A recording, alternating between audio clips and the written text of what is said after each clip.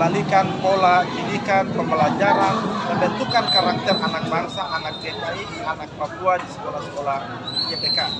Yang kedua, begitu pula dengan apa yang disampaikan oleh Bapak Ketua sendiri tadi, Fakultas Kedokteran Universitas atau Gesler yang direncanakan untuk ditempatkan di Kabupaten Biak Numfor. Saya mengajak seluruh masyarakat kita menyambut ini dengan baik. Anak-anak kita tidak lagi keluar untuk mencari fakultas kedokteran, adalah salah satu fakultas yang cukup unik, langka.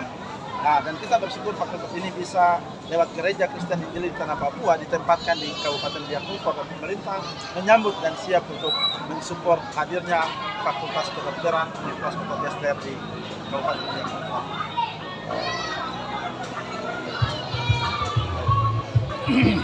Kode di sana, Bu. Gimana? Terkait dengan ulang tahun YPK. Ya, baik. Saya dengan Mas Karun, staf ahli pendidikan pada Yayasan Pendidikan Kristen Tanah Papua, mewakili pimpinan datang bersama dengan PSW YPK di Kabupaten Biak Numfor.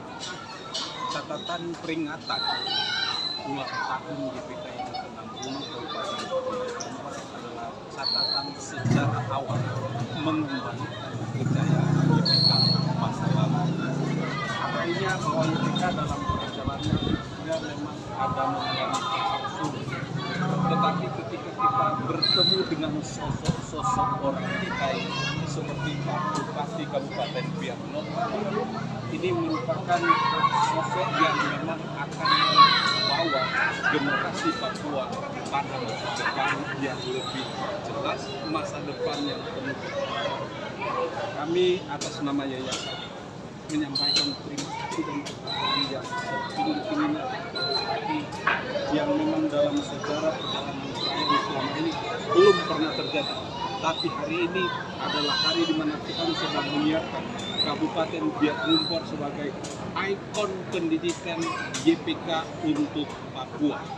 Dan percaya bahwa YPK dengan semangat dengan sosok-sosok pemimpin seperti Bupati Biak Numfor akan mengembalikan dan membawa masa depan manusia Papua lebih berpengharapan, lebih berjaya, lebih sukses.